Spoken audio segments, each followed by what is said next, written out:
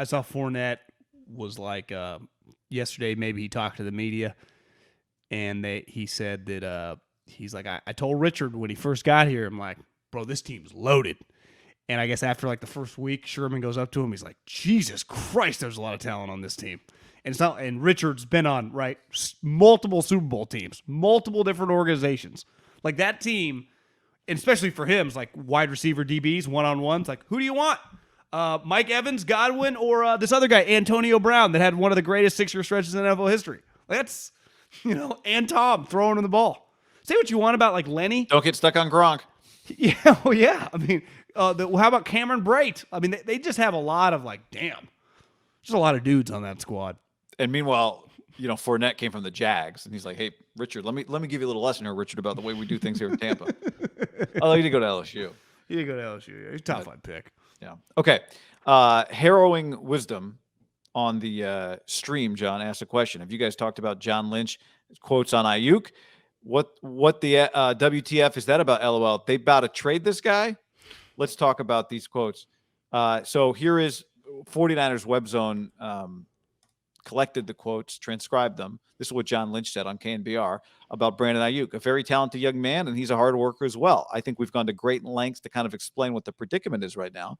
But the bottom line is we each have to find a way. I'm talking about we as a team and Brandon as a player, because for us to get where we want, we need his talent and abilities on the field. He went on to say, having said that, I think it's important you earn your opportunities, and you do that during the week. It's not that Brandon is not working hard. It's for whatever reason he hasn't made the strides we expect him to. We probably hold him to a higher standard because he's got so much in his body. It's important for a team to see people earn those opportunities. So he's kind of talking. Listen, I like John Lynch. I think he's kind of talking out of both sides of his mouth, in fairness, because he's somewhat trying to protect the player. And I'm going to push back and saying I don't think they've done a very good job explaining it at all. Now, ultimately, is it their job to explain? No, it's not. But when you have a young, highly drafted player who was very productive as a rookie and who's clearly really talented, you can't just be like, well, he's kind of banged up. And then the game starts and Travis Benjamin is out there before him. But he also still plays and still gets to make some plays. Yeah, and he still is allowed to play a little bit. But them saying that, like, we've done a good job of explaining, I'm going to say, no, you haven't. Now, if it is simple as if they were to leak out through whoever they would do that and write not a scathing article, but just what their issues with why he hasn't playing, that would be a risk of then crushing him publicly, and they don't want to do that. The problem, though, is we don't understand. Because of his trade value? No, because, like, they're not going to trade him, but it's I mean, you never. I wouldn't put it past old Kyle.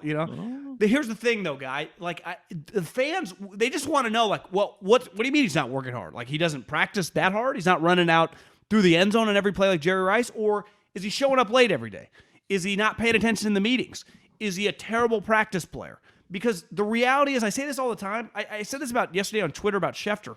The consumer doesn't care. The consumer does not give a fuck about practice. They only want to see the guy play. Now, if he's doing something insane, like when Antonio Brown, it started getting weird. Well, his feet were burned off, and then he stopped showing up. Right? It was like, okay. And then the Raiders just started letting everyone know. And I think a lot of people were like, yeah, if I was the Raiders, I'd probably get rid of him too. Like, everyone had their back. This one, they're not telling anyone that he refuses to look Kyle Shanahan in the face and he spits on his feet. I don't know, but you can't just be like, well, he's rehabbing from a hammy injury. Fans and just normal humans do not understand. I know this. And I know a couple people in there. I wouldn't ask about this because I wouldn't get the answer. I'm at a loss. I don't get it. I don't. And I do think it's probably innocuous is the wrong word, but like something probably a little more trivial given I think he kind of said it, their high standards. That like, is he just not working quite hard enough? Is it one of those? Because I don't think he's like some bad guy or not showing up or whatever. It just could be something like, yeah, he doesn't practice as hard as like Kittle and Fred Warner. Well, it's like fans do not care, guy, and you're losing. It's not working. Well, and the thing that makes it harder is unlike Dante Pettis, he does show up at least twice in each of these games to make a critical play. So I think the Steelers are a great example of, an organization, and we don't know what it was like behind the scenes. We know some of the stories with Antonio Brown, but the Steelers clearly held Antonio Brown to the standard of, as long as you're great on the field, we're going to deal with the other stuff. And maintained a strong organizational culture under Mike Tomlin. Ideally, you don't have to deal with some of the stuff you deal with Antonio. He didn't get weird. He didn't get really weird though until he had put in several years of being a Pro Bowl player. I think it's probable that it was weirder behind the scenes than we ever got to know. I think he was a little lower key, at least his first breakout season, maybe. But yeah, it was probably weird for a long time. But he had been producing at the highest of high levels. Ideally, you practice really hard and you play really hard and you produce in games and you're perfect. Because didn't he throw a ball at Ben and storm out of practice? Yeah, his last year there. Didn't they have something on the sideline too? But guy, I've seen it when I was in Philly. Deshaun Jackson kicked the ball over the fence, and Andy Reid suspended him the next game. Now it suspended him the next day. I mean, that's suspended him for a game, and he was on his phone during practice, and he wouldn't respond to David Culley, and they were friends. I mean, that's an extreme. My point is, you can also earn it on the field. You're just saying you're so good, it doesn't matter. You just dominate. There are those guys exist. Now, is he that good right now? I think part of it clearly is they want him to become greater than either he is or he's willing to work to be. But it's very frustrating that they won't say. I do respect operating that way. I do think it gives you it better work, guy. It better work. I mean, look, there comes a time sometimes where you talk to a player through the media, right? That happens, where you say something directly. I think that'd be a good way to operate. If you're going to leak something, quote unquote, about Brandon Aiyuk, just say it. Just say it. Talk to him through the media. Yeah, he knows he needs to work harder in practice. It's probably not the right thing, to quote unquote embarrass him, but to basically put it out there. Hey, the reason he's not playing is because of him. So you guys got a problem with it? Go talk to Brandon. When you don't see him on the field, it's because of Brandon. But I have a hard time crushing a coach or a GM for not leaking something about their player. I'm not crushing them for that. I'm not crushing them at all. I'm just saying it's a risky proposition when you play this tough guy, Parcells, Belichick, and then you don't win. They've lost 3 straight games. Last year it's risky for them. That's what I'm saying. I give them credit because they are taking the heat for it. Kyle Shanahan's taking the heat for it. That's my point. It's very risky for them to operate like this. They are operating like they have a lot more equity with the consumer than I think that, as we're seeing, they do. Right? Belichick, because I would say Belichick consistently did this. Let's just say this. Welker, who's butted head with Belichick, maybe Welker's a hard guy to play for, right? He has high standards. He was the ultimate grinder, right? One thing you would say about Welker's career is all those years when he was with Tom and then even transitioned to Brady, and he was catching 110 balls. No one, I'm sure, that would ever spend any time around Welker would call him didn't maximize every ounce of talent in that little body. Didn't he became this great, productive, consistent Pro Bowler, but it was all heart, grit, work ethic, drive, determination. He maximized everything. He operated like Peyton and Tom, right? In a little wide receiver's body. And maybe it's hard to because we know Kyle thinks like that.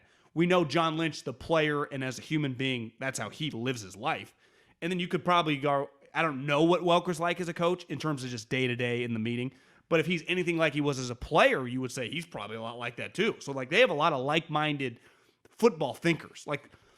I know Welker and Belichick butted heads, but would it shock you if he actually, as a coach, and his football philosophies actually have a lot of parallels with Bill Belichick? It would not shock me at all. But again, I think that it's from where we sit today. I would love for them to tell me something. If I worked in that building for the 49ers, I'd go, I respect that. They're taking the heat as they try to get this guy better. But let's not forget, Herm Edwards coached Brandon Aiyuk. Don't press in. Very close with John Lynch. So they had what Herm's scouting report was on Brandon Aiyuk. They had it. They knew. But by the end of the season, he would have been a Niner as long as he was a Sun Devil, right? He was only there a couple years. No doubt. But Herm told him, Herm knows him. Herm knows him. So I would think they had some feel for what they were getting, maybe even a little better than most teams do.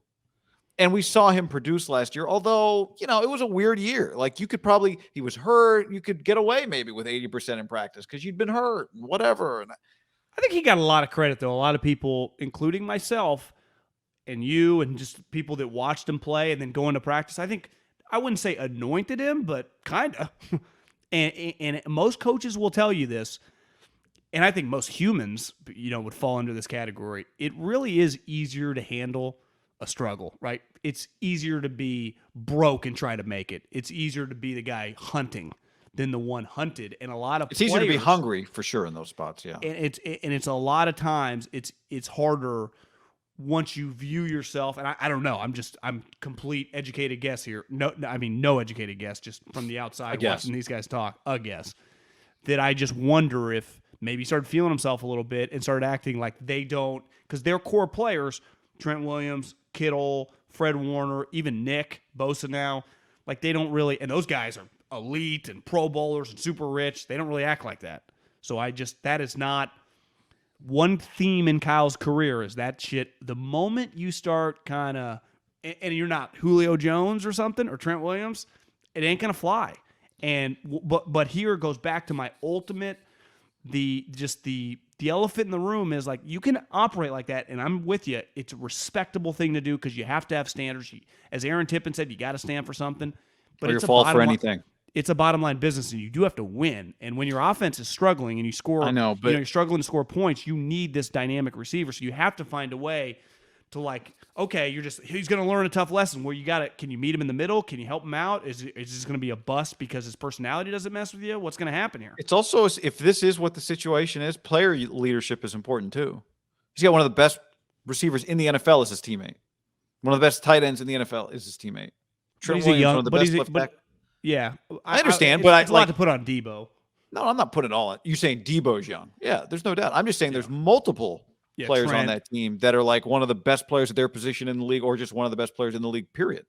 You could just go back to what the name I brought up. I mean, his position coach is Wes Welker, right? It's not like this guy Haberman, they landed from, he was working his way up in the Mountain West, right? I mean, they got a pretty established wide receiver coach who, as a player, right, who's seen them all, played with them all. Think of the guys he's played with, right? Hey, Aiyuk, when Randy Moss used to do this, hey, Aiyuk, when Peyton Manning used to tell me this, right? I mean, I don't know if it can get much more credible than having Wes Welker just talk to you about football and what's expected to be a great player. Because even as a younger player, once he just names the people he played with, even if you're not super locked into the National Football League as a 22-year-old player growing up, it'd be pretty clear this guy knows what he's doing. And shit, you just Google, how many balls you catch that year? Oh, yeah, I caught 100 balls 4 straight years. 100. Oh, back when they decapitated me in concussions. Belichick, he'd throw a smelling salt at my face. But I think sometimes, I think guys aren't Googling. Sometimes it's just you need somebody who's out there with you. No, I know, but I'm saying his position coach is pretty well established as a football guy at that position too. It's getting the most out of guys is the part of the job we don't really talk about. I said to a buddy of mine who works in baseball yesterday, I'm like, what does Kapler do? Does he make any decisions during a game? And he goes, and he's not been a big, oh yeah, Kapler's the man. That's not his thing. But he's he manages people, first of all. It's I do think from a baseball standpoint, we gave Bochy all this credit for managing people, man. But that is managing people is part of this too, getting the most out of people. Could I coach Deebo Samuel? Maybe. I don't know. Maybe they have gotten the most out of Deebo, but George Kittle, you don't need to tell George Kittle anything, right? In terms of self-motivation. Those are outliers though, even at the highest level. Right. But that's the point. Exactly right. They are outliers. Exactly. So that's part of the job too. If a player is not performing, you drafted him in the first round. So this is part of the deal is help him. And that's where I go back to, I want to know, I wish they would say something, but I can't fully, I get that the best way to help somebody might be to not air whatever their issue is publicly. And I'm not asking them to do that, but you can only go in this cloak and dagger kind of giving us 10% of the thing and then it Right. not working out for people not to start freaking out because Yeah. they are freaked out. Yeah. And again, we see him. It's not like he's not playing. He's playing and he's making some plays. I know.